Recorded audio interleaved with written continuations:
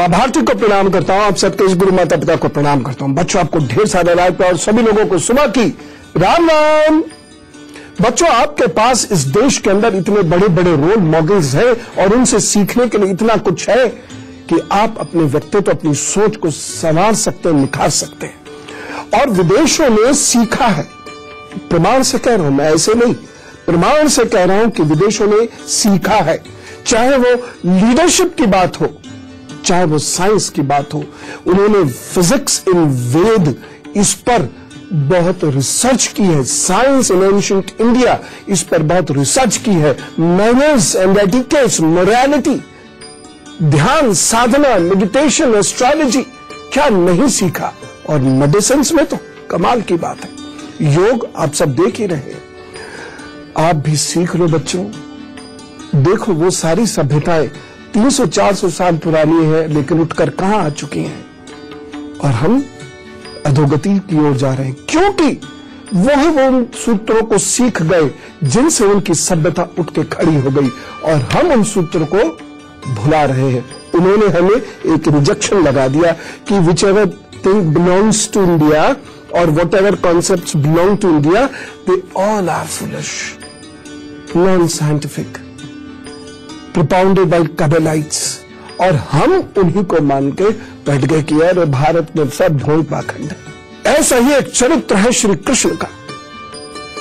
इनकी लीलाओं के बारे में तो न जाने दुनिया में क्या क्या बात की जाती है, लेकिन इनका एक ऐसा चरित्र है जिसने धर्म को एक आधार प्रदान किया। तो आज मैं कृष्ण की बात करते हुए कुछ विषयों को आपके सामने रखूंगा। चलिए जानते हैं क्या है आज के विषय। महाभारत युद्ध को श्री कृष्ण ने 2 मिनट में कैसे पलट दिया। क्या श्री कृष्ण छलिया है या वह सत्य मार्ग पर है? कृष्ण न होते तो क्या पांडव जीत सकते थे? और महाभारत में हुआ था एक बहुत बड़ा चमत्कार। वो क्या था? भगवान श्री कृष्ण को ज्यादातर लोग किस रूप में देखते हैं? राधा जी के साथ रास रचाते हुए या बचपन में ग्वालों और गोपियों के साथ क्रीड़ा करते हुए। ये तो अंश भी नहीं है, उनके जीवन का अंश भी नहीं है, लेकिन उसमें मौज मस्ती खूब होने की वजह से वही प्रचंड सत्य बन के उभर गया। लेकिन सबसे बड़ा सत्य है श्री कृष्ण का विराट स्वरूप, ब्रह्मांड स्वरूप, उनका योगेश्वर स्वरूप, जिसने जिंदगी को जिया है, जिसने सीखा है, जिसने सिखाया है, धर्म की स्थापना के लिए कष्ट सहे हैं। और देखिए, सबसे बड़ी महानता, दुश्मन को मारा लेकिन उसका राज्य नहीं हथियाया। कहीं उसके पिता को गद्दी दे दी कंस के केस में, कहीं बेटे को गद्दी दे दी जयद्रथ के केस में, लेकिन उन्होंने कभी भी दुश्मन को मार के राज नहीं हटाया, क्योंकि राज्य का विस्तार करना ये उनकी नियत थी ही नहीं। He was not a coloniser, वो एक इंपीरियलिस्ट व्यक्ति नहीं है। उनकी नियत सिर्फ धर्म को स्थापित करना था, जो वो कर गए।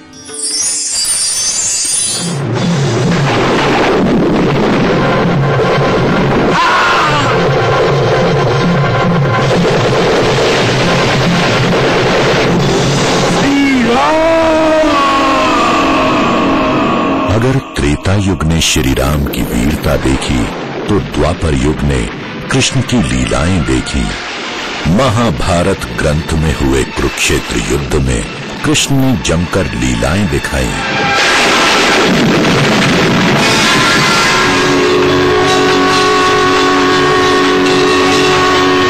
महाभारत युग ने अपना अहम मोड़ तब लिया जब कुरुक्षेत्र युद्ध हुआ।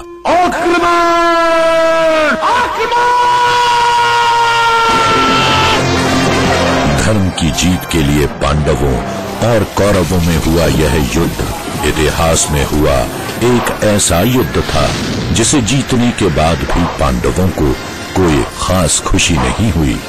लेकिन इस युद्ध को पांडवों के पक्ष में लाने का श्रेय कृष्ण को ही जाता है। युद्ध के दौरान कुरुक्षेत्र में कई अहम पड़ाव आए थे, जिसे कृष्ण ने अपनी चतुराई और कूटनीति से पांडवों के पक्ष में मोड़ दिया। जैसे कि जयद्रथ वध का प्रसंग। जयद्रथ वध प्रसंग को समझने के लिए थोड़ा पीछे जाना होगा। जब जयद्रथ सिंधु प्रदेश के राजा थे, जिसका विवाह कौरवों की इकलौती बहन दुशाला से हुआ था। जयद्रथ वृद्ध क्षत्र के पुत्र थे और उनका जन्म वृद्ध क्षत्र के यहाँ बहुत देर से हुआ था। जन्म होते ही जयद्रथ के पिता वृद्ध क्षत्र ने उन्हें एक वरदान दिया था। वरदान के अनुसार जयद्रथ का वध कोई सामान्य व्यक्ति नहीं कर सकता था। साथ ही यह भी कहा कि जो भी जयद्रथ को मारेगा और उसका सिर जमीन पर गिराएगा, उसके सिर के हजारों टुकड़े हो जाएंगे। हे पुत्र, जो तेरे कटे हुए सिर को भूमि पर गिरने का कारण बनेगा, उसके सिर में उसी समय एक विस्फोट होगा जो उसकी मृत्यु का कारण बनेगा। यही एक कारण है कि कुरुक्षेत्र युद्ध में जयद्रथ को मारना बेहद मुश्किल हो गया था। लेकिन हुआ वही जो नियति को मंजूर था। महाभारत का युद्ध धर्म के नाम पर पांडवों और कौरवों के बीच हुआ था, जहां एक तरफ भारी संख्या में 100 कौरव भाइयों के साथ बाकी कौरव सेना थी, वहीं दूसरी ओर 5 पांडव भाइयों के साथ सारथी के रूप में अर्जुन के साथ श्री कृष्ण भी मौजूद थे। लेकिन श्री कृष्ण ने दुर्योधन से वादा किया था कि वे युद्ध में शस्त्र नहीं उठाएंगे। कुरुक्षेत्र युद्ध में कौरवों की बहन का पति होने के हक से जयद्रथ कौरवों की ओर से ही युद्ध कर रहा था। यह उस दिन की बात है जब अर्जुन लड़ते लड़ते रण क्षेत्र से काफी दूर चले गए थे। इसका फायदा कौरवों ने उठाना चाहा। अर्जुन की अनुपस्थिति में पांडवों को पराजित करने के लिए द्रोणाचार्य, जो पांडवों और कौरवों दोनों के आचार्य थे, लेकिन फिर भी युद्ध में कौरवों की ओर से लड़ रहे थे, उन्होंने पांडवों को हराने के लिए विशाल चक्रव्यूह की रचना की।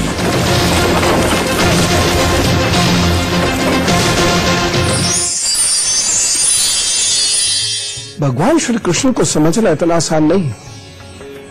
हम सिर्फ कुछ गीत गाकर और कुछ नाच गाकर भगवान श्री कृष्ण को नहीं समझ सकते, और जब तक भगवान श्री कृष्ण को समझ नहीं सकते भक्ति पूर्ण मिल नहीं सकती। उसके बारे में भी और बताऊंगा, लेकिन मेष वृषभ मिथुन इन 3 राशि की बात। लेकिन एक बात मैं बताऊं, आप लोगों के प्रश्न से मैं बड़ा प्रसन्न होता हूं, और उस वक्त जब उत्तर में देता हूं तो एक अजीब सी खुशी, एक अजीब सी प्रसन्नता होती है, और मुझे भी सीखने को आप लोगों से बहुत कुछ मिलता है।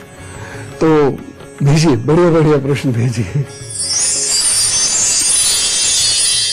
मेष राशि, आपके लिए समय अनुकूल है। अच्छे कार्य बन सकते हैं। किसी बड़े बुजुर्ग की मदद से आपको कोई सफलता मिल सकती है। रुके हुए कार्य भी पूर्ण होंगे। लाभ और प्रतिष्ठा में वृद्धि के योग दिखाई दे रहे हैं। बस एक सावधानी, अकुलाहट और व्याकुलता से बचिएगा। उपाय क्या करेंगे? मसूर या अरहर की दाल को आज भोजन का हिस्सा बनाइए और दूसरों को भी कराइए, खुद भी खाइए, तो सब ठीक करेंगे। वृषभ राशि, आज चलते हुए कार्य कहीं रुक सकते हैं और अधिक खर्च के कारण परेशानी भी हो सकती है। व्यर्थ में यात्रा के योग बन रहे हैं। एक सावधानी बरतिएगा। कार्यों में आज कोई भी कार्य आप कर रहे हो जो महत्वपूर्ण कार्य है, उसमें अलर्ट रहे, खासतौर से यदि उसमें कागज इन्वॉल्व है तो। उपाय क्या करेंगे? मां दुर्गा के 9 नामों का स्मरण करें, फिर काम पर चले, सब ठीक करेंगे। मिथुन राशि, कारोबारी यात्रा हो सकती है, और जो आप कुछ काम कर रहे हैं या आपकी कोई प्लानिंग है, आज उस प्लानिंग पे आप दोबारा बैठेंगे और उसमें विस्तार भी कर सकते हैं। आज मन प्रसन्न रहेगा, आत्मविश्वास अच्छा है, शुभ लाभ के योग बने हुए हैं। बस एक सावधानी रखिएगा, छोटे भाई बहनों पर हुक्म न चलाएं, डांटे वाटे ना, नहीं तो आपके ग्रह कमजोर पड़ेंगे। हाँ, अगर कोई गलती कर रहे तो अलग बात है। उपाय क्या करना है? अगर आप मूल बंद लगा के बैठ सकते हैं तो बहुत अच्छी बात है, अन्यथा गहरे ओम का जप करते हुए फिर अपने काम पर जुटिए, तो वो सब ठीक करेंगे। सब लोगों से एक बात कहना चाहता हूं, आलोचना करना दुनिया का सबसे आसान कार्य है, इसलिए सदा मूर्ख ऐसा करते हैं। ये किस बात के ऊपर मैं कह रहा हूं? पुनः कह रहा हूं, आलोचना करना, निंदा करना दुनिया का सबसे आसान काम है, इसलिए सदा मूर्ख ही इसे करते हैं। विद्वान नहीं करेगा, वो हल्का काम क्यों करे, वो अपने स्टैंडर्ड का काम करेगा। ये क्यों कह रहा हूं? ये श्री कृष्ण की बात पर कह रहा हूं, श्री कृष्ण की बात पर। हमने श्री कृष्ण के व्यक्तित्व की खूब आलोचना करी है। आजकल बच्चे भी कभी प्रश्न ऐसे ऐसे करते हैं, आलोचना के रूप में करते हैं, तो मुझे बड़ा बुरा लगता है। और जब मैं उनसे पूछता हूं ये पढ़ा है, या कुछ बड़े लोग भी so called intelligent people, so called intellectual, तो उनसे पूछता मैंने पढ़ा है कहीं? 99 नहीं 100% लोगों ने कहीं नहीं पढ़ा। सिर्फ सुनी सुनाई बातों पे कृष्ण जैसे व्यक्तित्व पर प्रश्न चिन्ह लगा दिए। लेकिन कृष्ण ने जो ज्ञान दिया है उसकी तरफ हम लोगों का ध्यान आज भी नहीं जा रहा। बच्चों प्लीज आप कृष्ण को, वो लीलाधर कृष्ण छोड़ो, योगेश्वर कृष्ण पकड़ो। महाभारत की एक घटना चक्रव्यूह से संबंधित थी। अगर अर्जुन के बाद इस चक्रव्यूह को कोई भेद सकता था तो वह उनका पुत्र अभिमन्यु। अभिमन्यु चक्रव्यूह भेदने के लिए उसमें घुस गया। अभिमन्यु ने चक्रव्यूह भेदने की कला अपने पिता से तब सीखी जब अर्जुन की पत्नी सुभद्रा चक्रव्यूह भेदने की कला सुन रही थी, और सुभद्रा के गर्भ में अभिमन्यु उसे सुन रहा था। होने वाली माताएं जरा ध्यान दें, चक्रव्यूह में प्रवेश करने और लड़ने की कला तो अभिमन्यु सीख गया, उसके बाद सुभद्रा को आ गई नींद, तो बाहर निकलने की कला तो नहीं सीख पाया।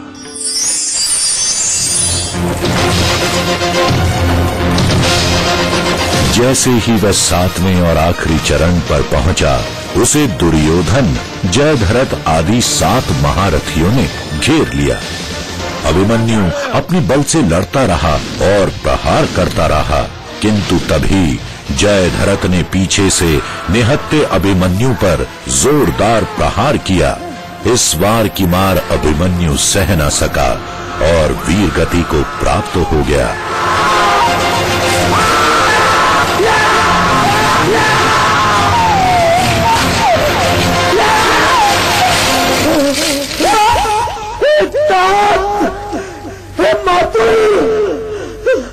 अभिमन्यु का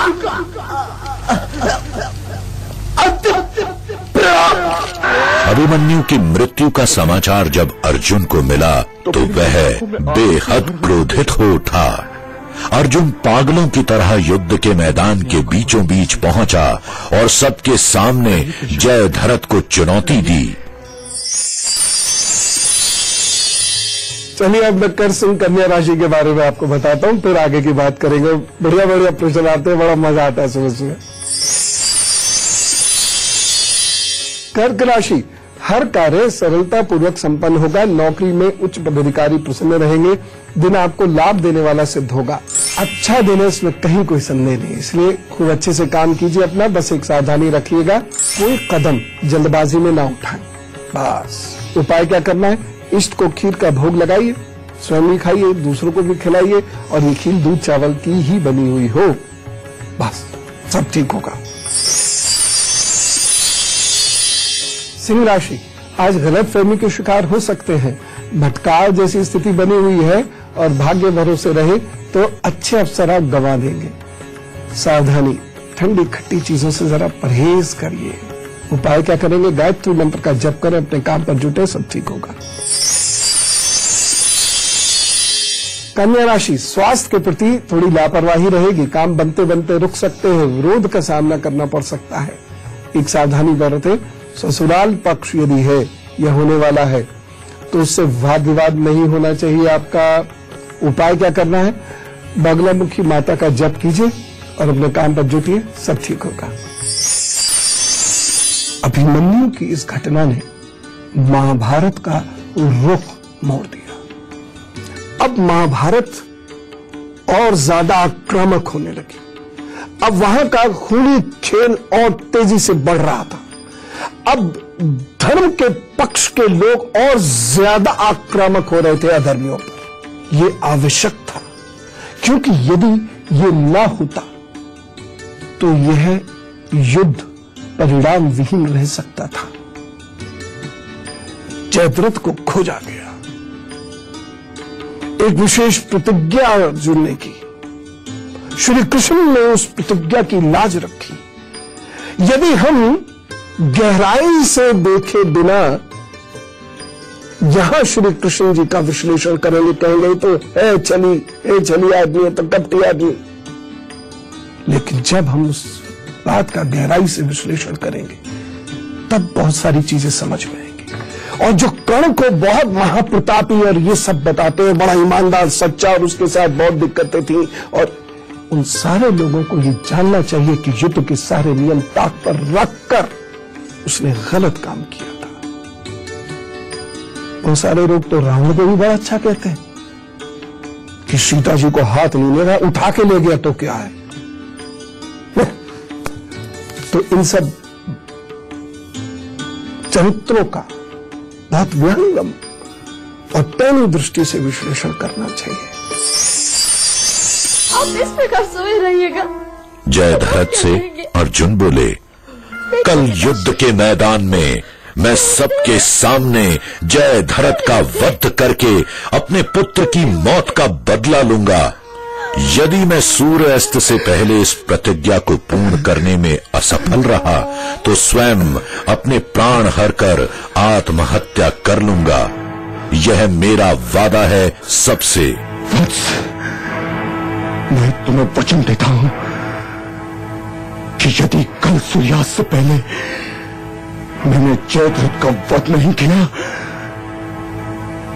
तो मैं अग्नि समाधि ले लूंगा। अर्जुन की इस भयानक प्रतिज्ञा को सुन जयद्रथ भयभीत हो उठा और फौरन दुर्योधन के पास जाकर इसका हल मांगने लगा। दुर्योधन हंसकर बोला, डरो मत मित्र, अर्जुन तुम्हारा कुछ बिगाड़ नहीं सकता। कल हम सब भाई, और अर्जुन किसी भी कीमत पर तुम्हें खोज नहीं पाएगा और अंत में उसे अपने प्राणों की बलि देनी होगी। आप चिंता न कीजिए भ्राताश्री, हम सब आपके साथ हैं। जाइए और जाकर अपने शिविर में विश्राम कीजिए। अगले दिन युद्ध शुरू हुआ। गुस्से से लाल अर्जुन की आंखें युद्ध के मैदान में जयद्रथ को इस प्रकार से ढूंढ रही थी जैसे कोई प्यासा जल की तलाश में हो, किंतु वह मिल नहीं रहा था। समय बीत रहा था और कुछ ही समय के बाद सूर्यास्त भी होने वाला था। अर्जुन अपनी हार निकट देखकर निराश हो रहा था।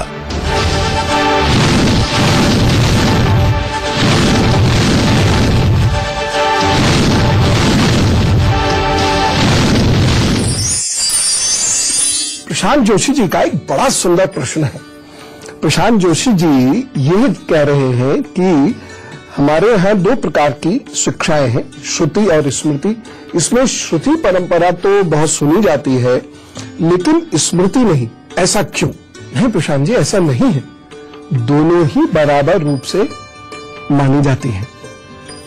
श्रुति यानी सुना, और ये जो श्रुति संहिताएं हैं, श्रुति ग्रंथ हैं, ये अपरुषे माने जाते हैं।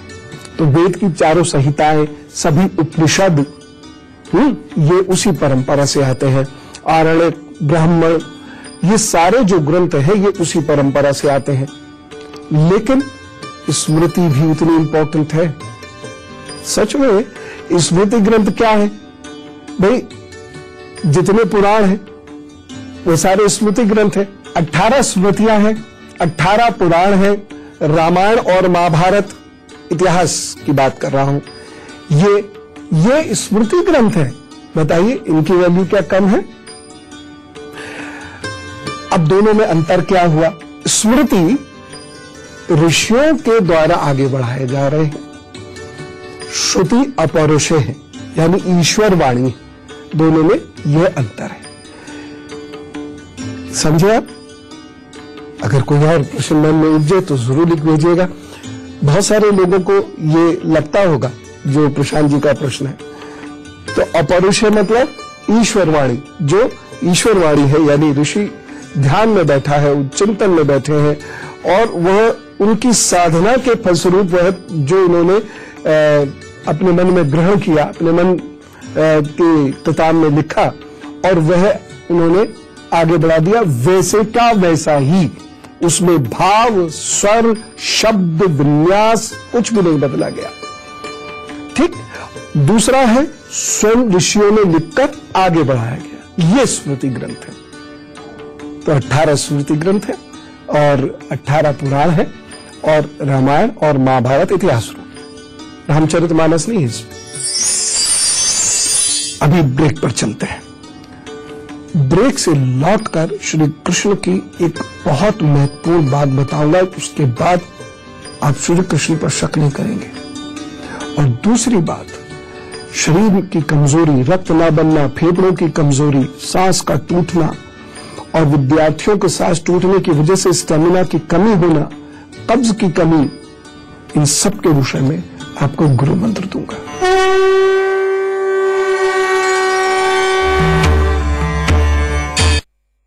Astro scientist GD versus live, सीधे सभी विकल्प को आज बहुत ध्यान से समझिएगा। आज का दिन आपके लिए अच्छा है, भाग्यशाली है। किसी नए कार्य की शुरुआत करने के लिए, रिश्तों को प्राप्त करने के लिए, रिश्ते जोड़ने के लिए अच्छा है, इससे अच्छे फल प्राप्त हो सकते हैं। बस एक सावधानी रखनी होगी कमर की, इस पर विशेष ध्यान दीजिएगा। उपाय क्या करेंगे? मिश्री का सेवन कीजिए और लोगों को भी सौंफ मिश्री का सेवन कराइए, तो सब ठीक है। वृश्चिक राशि, वक्त आपके लिए सुकून देने वाला है, अच्छे कार्य बनेंगे। विद्यार्थियों के लिए ये दिन अच्छे फल देने वाला है, लेकिन व्यापारियों को लाभ हानि दोनों के योग बने हुए हैं। एक सावधानी रखिएगा, मित्र या जीवन साथी से मतभेद न और विशेष रूप से पार्टनर से ध्यान रखें। उपाय क्या करना है? केसर का तिलक कीजिए, अपने काम पर जुटिए, अपनी सब अच्छा करेंगे। धनु राशि, आज विवाद हो सकता है, सावधान रहें। जल्दबाजी या हड़बड़ाहट से बनते हुए काम बिगड़ सकते हैं। छात्र विद्यार्थी अपने अनुसार कार्य नहीं कर पाएंगे या उनके मनोनुकूल कार्य नहीं होगा, जिसकी वजह से वो परेशान हो सकते हैं। एक सावधानी, युवा वर्ग ध्यान दे, आज भावनाओं में बहकर कुछ कर जाने का दिन नहीं, सावधान रहना, कुछ गड़बड़ हो जाएगी। उपाय क्या करेंगे? ओम ग्राम ग्रीम ग्रोम सा गुरुवे नमः, इसका 11 बार जप कीजिए, अपने काम में जुट जाइए, सब ठीक होगा। भगवान श्री कृष्ण एक बहुत बड़े मोटिवेटर है। 2 किस्म के मोटिवेशंस होते हैं, एक आधारहीन मोटिवेशन और दूसरा तर्क आधार मोटिवेशन। एक मोटिवेशन तो यह है, दूसरा आदमी परेशान है, मेरे पेट में दर्द है। नहीं, तुम सोचो तुम्हारे पेट में दर्द नहीं है, तुम सब कर सकते हो, you can do this, do. अगर मेरे पेट में दर्द है यार, नहीं है, तुम सोचोगे नहीं है तो बोले अच्छा ले, तू ले ले अपने पेट में दर्द, तू मत सोचना। ऐसे मोटिवेटर आजकल बहुत, और फेसबुक पे तो अनंत है। सुबह ही सुबह देके छाप देते हैं लोगों कैलेंडरों को, वो क्या क्या इधर से उधर कॉपी करके एक कोटेशन, चाहे उनकी जिंदगी में एक कोटेशन कभी ना रही हो, आपको सिखाएंगे, अपना फोटो लगाएंगे उसमें कि आपका वो कष्ट है नहीं है, लेकिन वो आपको मोटिवेट करेगा कामों का। लेकिन दूसरा मोटिवेशन जो भगवान श्री कृष्ण दे रहे हैं, अगर आप किसी कार्य को नहीं कर सकते तो आपको ये बता देना चाहिए, क्या आप ये कार्य नहीं कर सकते तो दूसरा रास्ता तलाशो, वहां तुम सक्सेसफुल होगे। ये वास्तविक मोटिवेशन है, रियल मोटिवेशन है। भगवान श्री कृष्ण कह रहे हैं जयद्रथ है, तुम हिम्मत मत हारो, उसे ढूंढो। और ढूंढा गया और वो मिल गया।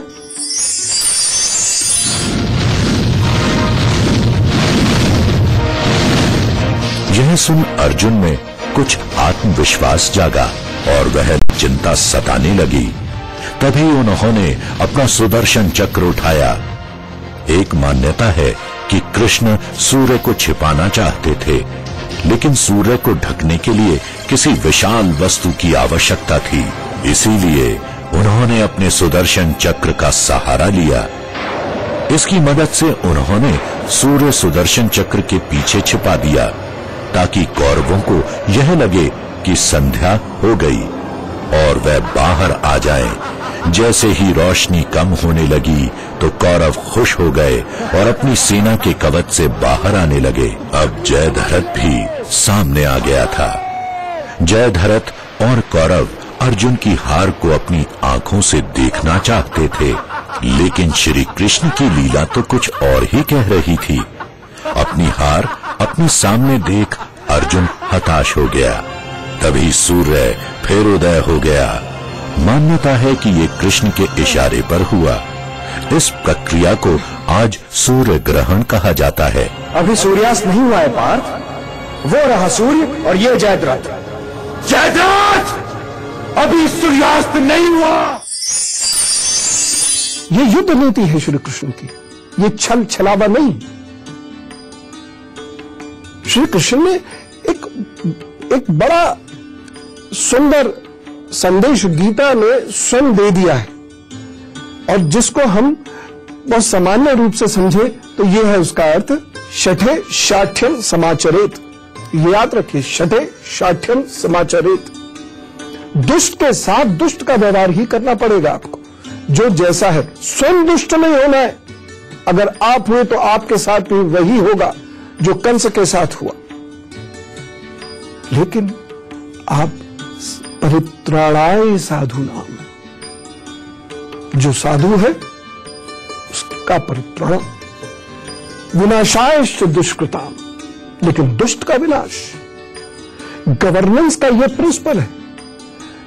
जब गवर्नेंस या कोई भी गवर्नमेंट या गवर्नेंस के अंदर जब दुष्टों के लिए जगह होती है और साधुओं को निकाला मिलता है, तो वह गवर्नमेंट बैठ जाती है, वो स्टेट स्ट्रक्चर बैठ जाता है। मैं दावे से कह रहा हूं उस बात को। पूरी दुनिया का इतिहास पढ़ लीजिए। और जिस स्टेट स्ट्रक्चर के अंदर, जिस देश के अंदर, ऐसे सरल भाषा में, जिस देश के अंदर साधुओं का परित्राण होता है और दुष्टों का विनाश हो जाता है, वह राज्य कायम रहता है, वह तंत्र कायम रहता है। श्री कृष्ण यही कहते हैं, शठे शाठ्यम समाचरेत। दुष्ट के साथ दुष्ट जैसा व्यवहार। मजबूरी थी, इसलिए ऐसा व्यवहार किया गया, अन्यथा दुष्ट पांडवों को एक इन सूर की नोक के बराबर भूमि नहीं दे रहे थे, जो कि पांडवों का अधिकार था। कृष्ण को समझना इतना आसान नहीं।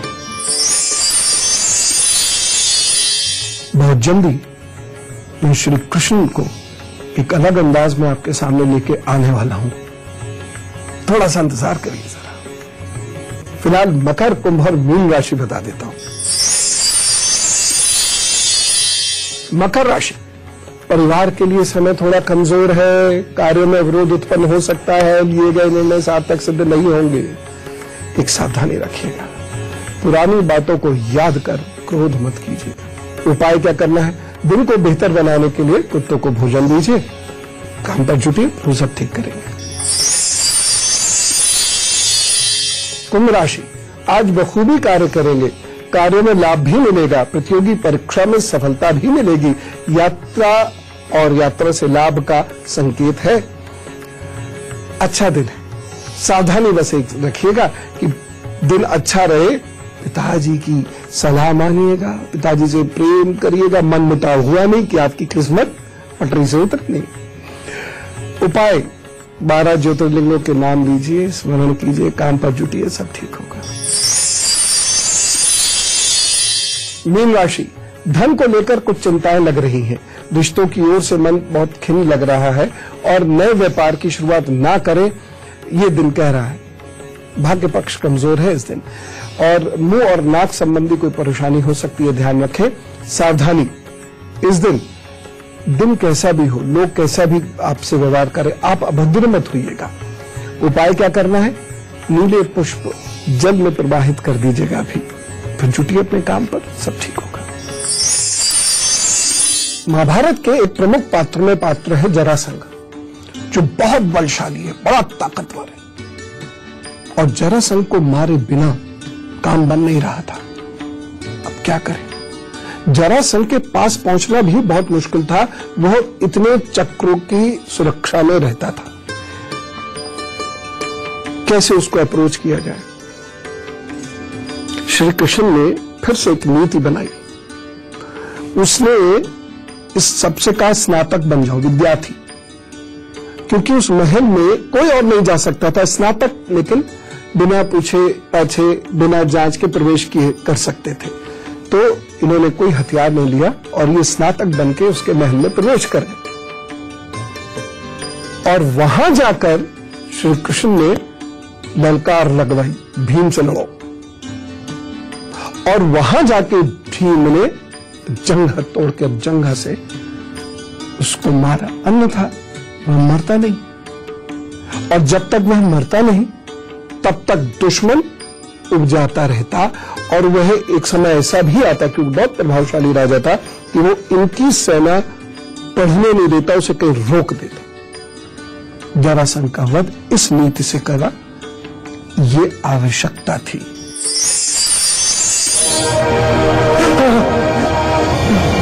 श्री कृष्ण द्वारा दिए गए प्रोत्साहन से अर्जुन खड़ा हुआ और उसने अपना गांडीव उठा लिया।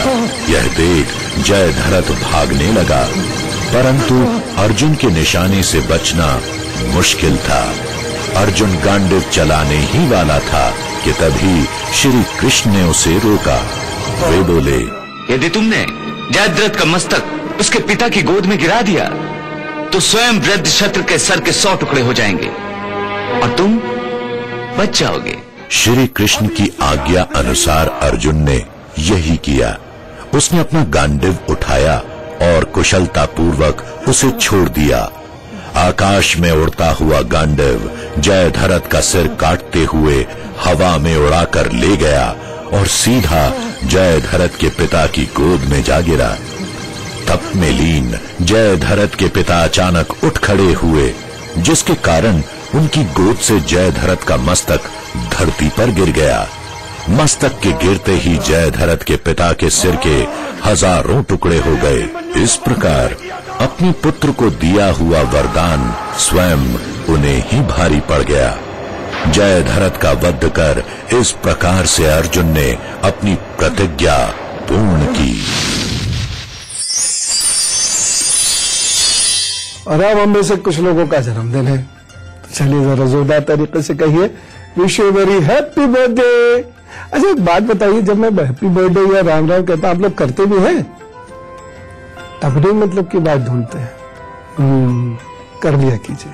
आपको जन्मदिन की ढेर सारी शुभकामनाएं। आगे आने वाले 12 महीने बहुत अच्छे हैं आपके लिए। मेहनत बहुत करनी पड़ेगी, कुछ लांछन भी सहनी पड़ेंगी, लेकिन रिजल्ट अच्छा आएगा और आप कोशिश करेंगे तो काफी बेहतर कर सकते हैं। इसलिए जुटे रहना। अगस्त बहुत अच्छा है, सितंबर आधा अच्छा आधा बुरा, दिसंबर काफी बुरा, उसके बाद फिर अच्छा समय मैं नहीं कहूंगा। इसलिए जितना काम है कर निपटाना है, नया काम जितने शुरू कर ले दिसंबर तक कर ले। अक्टूबर मदद कर देगा आपकी अच्छी, नवंबर भी ठीक है, तो कुल मिला के समय ठीक है आपके पास। ये 4-5 महीने बहुत अच्छे हैं।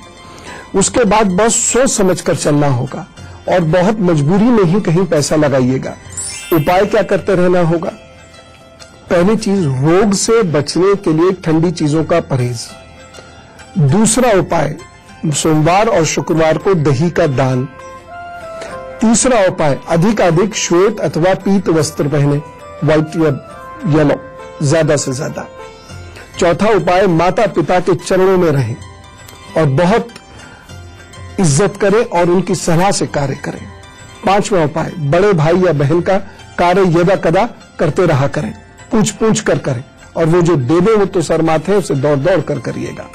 ये उपाय करने से प्रभु कृपा से आपके चीजें ठीक होंगी। बड़े भाई के या बहन के कार्य करने को इसलिए भी मैं कह रहा हूं, अन्यथा मतभेद होने के चांसेस है। ये उपाय करिए तो बहुत कुछ देंगे आपको। निश्चिंत रहिए। All the best. तो चलिए अब बातचीत का सिलसिला भी शुरू किया जाए। आपकी निजी परेशानियों वाली बातचीत का सिलसिला शुरू करते हैं, लेकिन 2-3 वही बातें। पहली बात, मैं जो भी प्रश्नों के उत्तर लेता हूं या देता हूं वो 8 से 9 सुबह इंडिया न्यूज पर ही देता है, ना किसी मेल के माध्यम से, ना फेसबुक के माध्यम से, ना किसी अन्य समय किसी अन्य फोन से। तो लिहाजा मेरे नाम पर बहुत सारे पेज उत्पन्न हो गए हैं, कुछ मेल्स भी चलती हैं, और जो धन मांगती हैं मैं ऐसा कभी नहीं करता।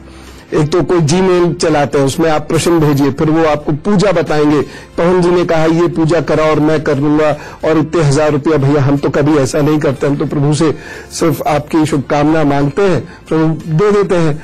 तो ठीक है, बस उतना प्रभु का धन्यवाद बहुत है, बाकी लेने वाले आप, देने वाले वो। ऐसे लोगों को प्लीज एक्सपोज कीजिए, ठीक है। बहुत सारे हमारे नाम से, तो हमारा तो यह तो आश्रम का पन्ना है फेसबुक पर, इस चेहरे की किताब पर हमारे आश्रम का पन्ना है या हमारा गुरु पर्व का पन्ना है, और तो कोई है नहीं। बाकी तो आपने देखा ही है, लोग गुरु पर्व पेज पर भी अपने एक्सपर्टाइज शुरू कर देते हैं, आपको सलाह देना शुरू कर देते हैं, उसके लिए आप रिस्पॉन्सिबल हैं। दूसरी बात, पर्सनल डिटेल्स नहीं भेजनी है। वैसे ज्यादातर बहन बेटी अपनी भेज रही, ठीक। तो पर्सनल डिटेल्स कहां भेजनी है, वो ये जगह है, guruparv@itvnetwork.com, ठीक है ना। पर्सनल डिटेल है, क्योंकि यहां आपकी सारी बातें, सब चीज गुप्त रखी जाती है। और बच्चों, जमाना थोड़ा सा खराब हो गया है, नहीं पहले कोई बात नहीं थी, इसलिए अपनी पर्सनल डिटेल, खासतौर से फोन नंबर बेटे कभी नहीं भेजना। पर्सनल प्रॉब्लम्स फेसबुक पर कभी, ना जाने कौन किस ताक में बैठा हो, समझ रहे हो आप। हाँ? आशिक दीक्षित जी हमारे साथ हैं दिल्ली से। राम राम। राम राम गुरु जी। काफी टाइम से आपको देख रहा हूँ, जब एस्ट्रो अंकल के साथ आज मैं बहुत लकी हूँ, आपका का नंबर लग गया है। हाँ जी भैया जी, बताइए। हाँ जी, मेरी डेट ऑफ बर्थ है 24 जनवरी 1986। जी बेटे। हाँ जी, और टाइम है 6:05। 6 कितने मिनट? 50 मिनट। सुबह के? शाम के। और जन्म स्थान? दिल्ली। हाँ बोलो बेटे। हाँ जी, ये एक्चुअली मेरे को करियर की बहुत प्रॉब्लम है अभी। क्यों? करियर के साथ साथ फैमिली और फैमिली लाइफ की भी तो प्रॉब्लम होगी। हाँ जी, करियर के साथ साथ फैमिली और फैमिली लाइफ की भी तो प्रॉब्लम होगी ना। समझ नहीं पाया मैं क्या कह रहा हूँ। ग्रस्त जीवन की भी तो समस्या होगी ना। ज्यादा नहीं, थोड़े बहुत ही। अच्छा, बस मेन तो करियर की प्रॉब्लम है, अभी तक करियर नहीं सेट हुआ। मैं कई फील्ड में ट्राई किया है, कहीं भी मतलब कोई रिजल्ट नहीं प्रॉपरली आता है। 2 ही फील्ड रखिए, सेल्स मार्केटिंग। और किसकी सेल्स मार्केटिंग? केमिकल्स की या ऑयल्स की या मशीन की, ठीक। क्या मैं क्या कह रहे हैं? बस कह दिया जो कहना है। हनुमान जी की उपासना करना शुरू कर दीजिए। एक तांबे का कड़ा दाहिनी कलाई में मंगलवार को पहन लीजिए, 6 महीने में रिजल्ट मिलने शुरू हो जाएंगे, चिंता ना करें। और अब गुरु मंत्र। मैं आज आपको गुरु मंत्र में मुनक्के के प्रयोग बताता हूं। 5 मुनक्के पानी में डाल दीजिए, उस पानी को हल्का सा गुनगुना कर लीजिए और उसको फिर ढक के रख दीजिए। सुबह उस पानी को बच्चे को पिलाइए, शरीर में शक्ति आनी शुरू होगी, स्टेमिना बढ़ना शुरू होगा, और सांस जो टूट जाती है वह ठीक होने लगेगी।